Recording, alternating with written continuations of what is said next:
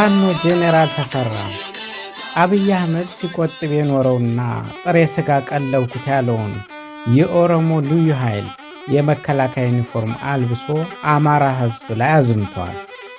ይህ ወረራ ይሳካለታል ወይ? ብልጽግና ምንድነው? አጠቃላይ ሰራዊቱን ሙሉ በሙሉ ማለት በሚችል ከአማራ ፋኖ ጋራ በየተራ እያስገባ እያዋጋው ነው። ለምሳሌ የተወሰነ ኮሮች አመጣና አንድ ሳምንት ወር ካዋጋው በኋላ ከፍተኛ ኪሳራ ሲደርስበት መልሶ ይዞ ይሄድና በሌላ ቀይሮ ያመጣዋል። መልካም ውሃ ቅዳ ውሃ መልስ እንደሆነበት እናውቃለን። ወደሚቀጥለው ጥያቄ እንለፍ። የአረጀው አንበሳና ለአብይ አህመድ ሎሌ መሆንን የመረጠው ጌታቸው ረዳ ሰሞኑን በሚዲያ ቀርቦ ፋኖ በትግራይ ክልል ውስጥ ብዙ በደሎች ፈጽመዋል ብሏል። ለዚህ ክስ ፋኖ ምን ምላሽ አለው? የአቶ ጌታቸው ሞራል የለሽነት በብዙ ቦታ ይዝረከረካል። አሁን እዚህ ላይ ትንሽ እኮ ማፈር አልተሰማው። በመሰረቱ የአማራ ፋኖ በትግራይ ውጊያ ከአማራ መሬት አልወጣም። ሁሉም የተሰለፉት በዚህ አካባቢ ከአማራ አሁን የአማራ ክልል ከሚባለው ከጎንደርና ከወሎ አልወጡም። የተዋጉት የህወሓት ኃይል ወደ አማራ መሬት ሲገባ ነው ከፍተኛ ዋጋ የከፈለው ፋኖ እንጂ አንድም ወደ ትግራይ መሬት የተንቀሳቀሰ ፋኖ የለም። ተመልከት እንዴት አድርገው አምጥቶ እንደሚያጣብቀው የሰውዬ እዛን ጊዜ የሌለን አካል ወደዚህ ደረጃ ላይ አምጥቶ ሰቀለው። ስለዚህ ይሄ ነው አንዱ ችግሩ የሆነ ሰውየው ብዙ ቦታ ይረግጣል። ተመልከት በየጊዜው ስርዓት በመጣ ቁጥር ሁሉ እንደነዚህ አይነት ባደረበት እየጮኸ የሚኖር ነው። ተመልከት የት አካባቢ የአማራ ፋኖ ገባ? ትግራይ ላይ የት መሬት ላይ የአማራ ፋኖ ገብቶ ነበር ቢሉት ምን ሊል ነው? ስለዚህ በፍጹም ያልተደረገ ነገር ነው። ምንም በሌለበት ነው ብድግ አድርጎ አሁን ካለው ወቅታዊ ሁኔታ ካደረባቸው ስጋት ብልጽግና ካደረበት ስጋት ትንሽ የደገፉ መስሎት ነው እንደዛ የሚናገረው እንጂ አንድም ቦታ የአማራ ፋኖ የታገለው በዛን ጊዜ በመሬቱ ነው። ሰሜን ወሎ ላይ የነበረው ፋኖ ሰሜን ወሎ ላይ ነው የታገለው። የጎጃም ፋኖ ወደ ደቡብ ወሎ ሄዶ ነው የታገለው። ጎንደር ያለው ተመሳሳይ እዛ አካባቢ ነው የታገሉት እንጂ አንድም ፋኖ ትግራይ መሬት ገባ ብሎ ለምልክት መናገር አይችልም። ውሸት ነው ለማለት ነው። መልካም ጄኔራል አመሰግናለሁ። በሌላ በኩል ፋኖ ዓላማ እንደሌለው በመቁጠር የህልውናና ከምድረ ገጽ የመጥፋት አደጋ ውስጥ መኖሩ እየታወቀ ይህ ወዶ ገብ ጌታቸው ረዳ ፋኖ የፕሪቶሪያ ስምምነት ለምን ተፈጸመ በሚል የጦርነት ናፋቂነት አባዜው ነው ወደ ውጊያ የገባው ይለናል። እውነት ፋኖ ዓላማ ቢስ ጸረ ሰላም ነው ወይ? ተመልከታቸው እንግዲህ የፋኖ ትግል መቼ ነው የጀመረው ነው? የፋኖ ትግል አይተሃል፣ ቀደም ብሎ ነው የጀመረው። አሁን በሚሉት አይደለም ወደዚህ ውጊያ የገባው። ጥያቄያችንም እኛ የዚህ አይነት የፕሪቶሪያ ስምምነት አይደለም። ስምምነት ምንም የሚፈይደው የለም። ለህወሓት ትንፋሽ ለመውሰድ ያመቻል። በተለያየ ውጊያ ውስጥ ስለነበረ ትንፋሽ ለመውሰድ ነው። ዘላቂ መፍትሄ ግን የሚያመጣ አይደለም። ማንም ዘላቂ መፍትሄ ያን ነገር አያመጣም። ስለዚህ የአማራ ፋኖ የአማራ ትግል የአማራ ህዝብ ብሶት የወለደው ነው። ለዘመናት በአማራ ህዝብ ሲፈጸም የነበረ መገለል፣ ሲፈጸም የነበረ ደባ ይሄ የወለደው ነው እንጂ አሁን እነሱ የሚሉት አሁን ባለው መነሳሳት አይደለም። ይሄ ሂዶ አሁን በከፍተኛ ደረጃ ጣራ ላይ ሲደርስ የሚናገሩት እንጂ እንደተባለው የነሱ ምኞት ከዚህ ጋር ሊያያይዙት የሚወቅት ከዛ በፊት የነበረ ነው። የኢትዮጵያ መንግስትና የኤርትራ መንግስት ወዳጅ በነበሩበት ጊዜ የአማራ ፋኖ ትግል ነበረ። ብልጽግና ህወሓቶችን በጋራ ሁነን ፋኖን እንምታው ያላቸው ስለነበረ ነው። በጋራ ሁነን ፋኖን እንምታው እኮ ብሏቸው አንመታም አናደርገውም ብለውታል። ምን ስለሆነ ነው? ስለነበር ነው። ስጋት ስለፈጠረበት ነው። ስለዚህ ምንም የሚገናኝና የሚጣበቅ በሌለበት ነው ብልጽግናን ለማስደሰት አሁን ያለችው ህይወቱ ጋር ተለጥፎ ለመኖር ራሱን ችሎ ሊሄድ ስለማይችል የሚደሰኩረው እንጂ ምንም የተያያዘ ሀቅ የለው ለማለት ነው። እጅግ አመሰግናለሁ ጄኔራል። ብልጽግና ሰሞኑን በራሱ ሚዲያዎች ፋኖ ተበተነ፣ እጅ ሰጠ እያለ ያስጮሃል። እኔ በበኩሌ ፋኖ በተፈጥሮው እጅ ያሰጣል እንጂ እጅ አይሰጥም። የአባቶች ታሪክም በጀግንነት ማለፍ ነው። እርስዎ እንደ አንድ የፋኖ መሪ ለዚህ የውሸት ፕሮፓጋንዳ ምን ምላሽ አለዎት? ከመጀመሪያው ሰርጎ የገቡ ናቸው። ብልጽግና ሰርጎ ያስገባቸው በተለያየ ቦታ ዘረፋ እየፈጸሙ ፋኖን ያጥላሉ የነበሩ ናቸው በመሰረቱ እንጂ ትርጉም ያለው የትግል ተሳትፎና ሚና የላቸውም። አንድም ቀን እዚህ ቦታ ላይ ሰራን ብለው ደፍረው መናገር አይችሉም። እና እነዚህ ናቸው በግልም በተለያየም ስታቸው እነዚህ ናቸው አንዳንዶቹ። ሌላኛው ደግሞ አንዳንዱ ትግል እንግዲህ ጽናት ይጠይቃል። ትግል ጽናት ይጠይቃል። የጀመረውን መጨረስ ይጠይቃል። ማንኛውንም ዋጋ መክፈል ይጠይቃል። አንዳንዱ ደግሞ መንፈሰ ደካማ ሲታገሉ አይቶ ይመጣና የሚንበረከክ በግለሰብ እንደዛ ሊሆን ይችላል። እነዚህ አሁን ገብተው እዛ የታዩት በዚህ የሚፈረጁ ናቸው። በትግሉ ኖሩ አልኖሩ ምንም ፋይዳ የላቸውም። አንዳንድ ጊዜ ብቅ እያሉ ከሚለፈልፉት በስተቀር ትርጉም ያለው ሚናም የሰሩ አይደለም። ስለዚህ በእኛ የሚፈጥረው ነገር የለም። በዚህ አይነቱ ሄደ በእኛ በትግሉ ላይ በፋኖ ትግል የሚፈጥረው መሰረታዊ ነገር የለም። ምክንያቱም አይተዋል፣ አብዛኛው አስቀድሞ መልኩ ሁሉ ነገር ይናገራል። መንፈሰ ደካማ መሆኑ ትርጉም ያለው ነገር ሳይሰራ እውነተኛ ትግል ከሆነ የጀመርኸውን በጥራት መጨረስ ነው። መጀመሪያ አስበህ ወደ ትግል መግባት አለብህ። ከገባህ ደግሞ ያን ትግል እስከ መጨረሻ ይዞ የሚሄድ መንፈሰ ጠንካራ ይጠይቃል። ይሄኛው ኖረ አልኖረ የሚፈይደው ነገር የለም። በዚህ ነው የሚታዩትኝ። አሁን በፋኖ ላይ የሚፈጥረው ከተራ ጫጫታ ያለፈ የሚፈጥረው ነገር የለም። እሺ፣ በጣም አመሰግናለሁ ጄኔራል፣ ተገቢና ወቅታዊ ምላሽ ሰጥተውኛል። አሁን ወደ መጨረሻው ጥያቄ እንለፍ። እንደሚታወቀው ከአሚኮ ወደ ኦሚኮ በተግባር በተለወጠውና በከፈሉት ግብር ህዝቡን በሚታገለው የአማራ ቴሌቪዥን በኩል የብአዴን ብልጽግና ህዝብ አወያየሁ በሚል የራሱን ካድሬና ሚኒሻ በፋኖ ስም ውሸት እያስነዛ ፋኖን እያስወገዘ እንዲሁም የውሸት ኑዛዜ እያስተጋባ ይገኛል። እውነት የአብይ አገልጋዮች ህዝብን በማደናገርና በማዋከብ ጠብ የሚል ድል ያገኛሉ ወይ ነው ጥያቄ። ምንድነው ፕሮፓጋንዳው? ይሄ እንግዲህ አንዳንድ ቅድም እንዳነሳውልህ አንዳንድ መንፈሰ ደካሞች የገቡ አሉ፣ እየገቡ የሚያነጋግሯቸው ከነዚያ ተነስተው ሌላውም ይሆናል በሚል የሄዱበት ነው እንጂ አብዛኛው ፋኖ ለምን ወደ ትግል እንደገባ አሳምሮ ያውቃል።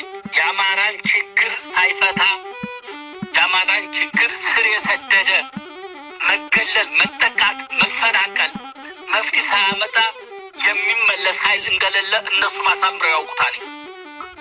ስለዚህ አሁን ከዚህ መነሻ አድርገው ትንሽ አንዳንድ ደካሞችን እንዲሰበሰቡ እናደርጋለን በሚል የራሱን ታጣቂ እየሰበሰበ በቴሌቪዥን እያቀረበ የራሱን መሳሪያ ሸክፎ ገባልኝ የሚለው ይሄ ነው። ከዚህ የተነሳ በዚህ እንስራበት ከሚል ነው። በዚህ ትንሽ ብናገኝ እንስራ በሚል ነው። ጀነራሎቹ የጀነራል ዋና ስራው ውጊያ መምራት ነው። ውጊያ መንደፍ፣ ውጊያ መምራት ነው። ግን አሁን ወደ ተራ ቅስቀሳ ምን አስገባው? ጀነራል ተብሏል። እስቲ ያቀደውን ነው መፈጸም ያለበት እንጂ ህዝብ በየቀበሌው እየሰበሰበ ይደነፋን እንዴ? የማይሰራውን ይደነፋን እንዴ? ማፈር እኮ አለበት። የማያደርገውን ኤርትራ ዘምታለሁ፣ ቀይ ባህር እንቆጣጠራለሁ ይላል። ይህን ሲናገር የነበረ ደግሞ ወደ ቀበሌ ወርዶ እንደዚህ እጅስ ይባላል እንዴ?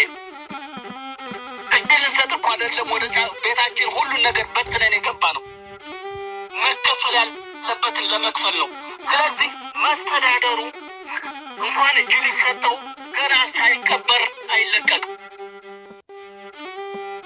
ከዚህ በኋላ የሚደረገው ነገር እየከፋ እንደሚመጣ አውቆ ነው መንቀሳቀስ ያለበት። ስለዚህ ምንም የሚፈይደው ነገር የለም። እየዞረ ከመለፍለፍ ያለፈ በትግሉ ላይ የሚያደርገው ነገር የለም። የሚያሳየው የትግሉን ጥንካሬ፣ የፋኖን ጥንካሬ።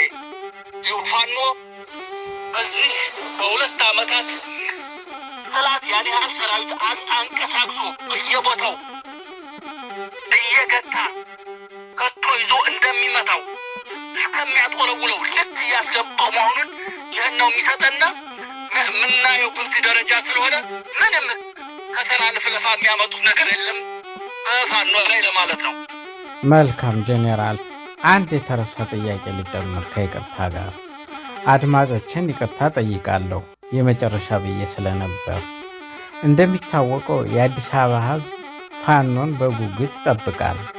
እንዲሁም አምና በተደረገው የታላቁ ሩጫ የአዲስ አበባ ሕዝብ እየመጡ ነው በማለት እንዳዜምላችሁ እናስታውሳለን። እንዲሁ ለመሆኑ ፋኖ አዲስ አበባ የሚገባው መቼ ነው? ሁለመናዊ የሆነ ሁሉን ያቀፈ ዝግጅት ሲኖር ዝግጅታችን መቼ የቱን መያዝ እንዳለብን እያንዳንዱን እየመለሰ ይሄዳል። ምክንያቱም አገር ነው። አገር ያለ ዝግጅት ዘለህ የምትገባበት አይደለም። ዝግጅቱ ሁለመናዊ ይሆናል። ሁሉን አቀፍ ይይዛኒ ከሌሎች ጋር የሚኖር ትብብርን ይይዛኒ። ወደፊት አገሪቱ እንዴት ነው የምትመራው? በምንድን ነው የምትመራው? አስቀድሞ ይመለሳል። ለተፈጠረው ሁኔታ ይህን ሙሉ በሙሉ የአገሪቱን ጸጥታ ሊቆጣጠር የሚችል ኃይል ማዘጋጀት ይጠይቃል። ስለዚህ ዝም ብሎ እየተነሳ በዚህ ነው እንደሚባለው አይደለም። ዋነኛውን ብርቱ የምናደርገው ሙሉ ዝግጅት ነው። መቼ መቆጣጠር እንዳለብን የሚወስነው እንጂ አስቀድመ በዚህ ቀን አይደለም። ዝግጅቱ መነሻ ተደርጎ ነው ወደ ሙሉ ማጥቃት የሚገባው። ካልሆነ ግን ዋነኛው በዝግጅት የሁሉም አይነት ዝግጅት ስለሚጠይቅ ይህ ነው መሀከሉ ለማለት ነው። ፋኖ እየተዋጋ ነው። ተመልከት፣ አሁን ባለፈው ያነሳሁት 12 እዝ ነው። 12 እዝ ሙሉ በሙሉ ፋኖ ወዳለበት ገብቶ እየተዋጋ ነው። ይዋጋል፣ ይሞታል፣ ይቆስላል፣ ይማርካል፣ ይዳከማል። የተዳከመውን ደግሞ ከዚህ ወደ ሌላ ቦታ ይዞት ይሄዳል።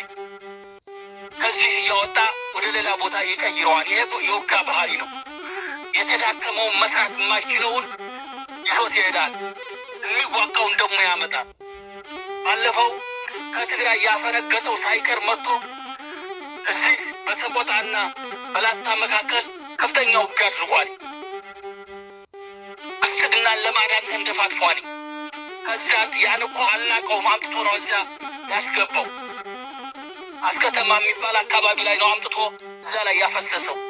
ልክ ደቡብ ያለው፣ ምስራቅ ያለው፣ ምዕራብ ያለው በየጊዜው እየተጓጓዘ ይዋጋ፣ ሲዳከም ይመልሰዋል። ይሄ የፋኖ ጥንካሬን የሚያሳይ አጠፋዋለሁ ብሎ አይደለ፣ አጠፋዋለሁ ብሎ ነው ይህን ሲያደርግ የነበረው። ስለዚህ ፋኖዎች ማድረግ ያለባቸውን እያደረጉ ነው። መሟላት የሚገባው መሟላት አለበት። ሪሶርስ ያስፈልገዋል። የፋኖን ትግል የተሸከመው ሙሉ በሙሉ የአማራ ሕዝብ ነው። እዚህ የማይደግፉ ደግሞ መደገፍ አለባቸው። በዚህ ነው የምታየው።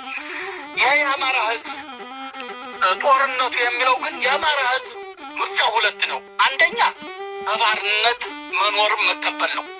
አንደኛ በባርነት መኖርን መቀበል፣ መፈናቀል፣ መገደል፣ ከምድረ ገጽ መጥፋት፣ ባህል ወጉን ማጣት፣ ይህን አሜን ብሎ መቀበል ነው አንደኛው የሚሆን።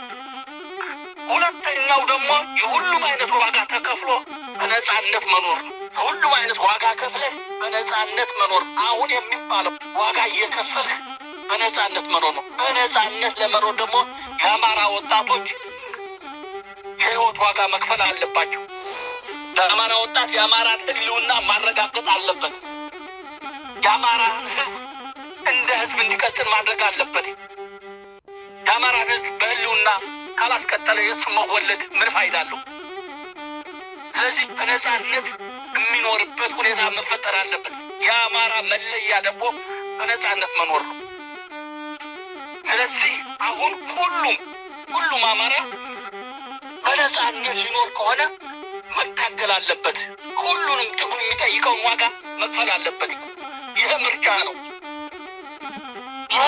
ነው የተቀበልነው። ይህ እድሜ ዘመኑን እየደማ መኖር የለበትም። በገዛ ሀገሩ መፈናቀል የለበትም። ማንነቱን መለየው መጥፋት የለበትም። ስለዚህ የሚከፈለው ነገር መከፈል አለበት። በባርነት ከምንኖር በነፃነት መኖር አለብን በሚል ነው። ስለዚህ ይህ ምርጫ ባለበት መንፈሰ ጠንካሮቹ የመረጡት ይሄን ነው። አዎ ፋኖ እውነትም የመንፈስ ጠንካሮች የአባቶቹ ልጆች ተቋም ነው። ስለሆነም እምቢ ለባርነት እምቢ ነፃነቴን በሚል የተጀመረው የአማራ የህልውና ትግል የሚቆመው እጅ በመስጠት ዜና ሳይሆን በማሸነፍ ብቻ ነው።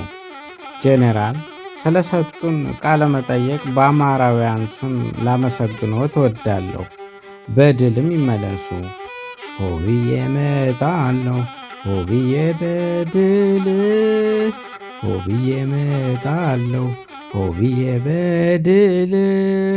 ወትሮም አባቴ ነው ጠላትን መግደል።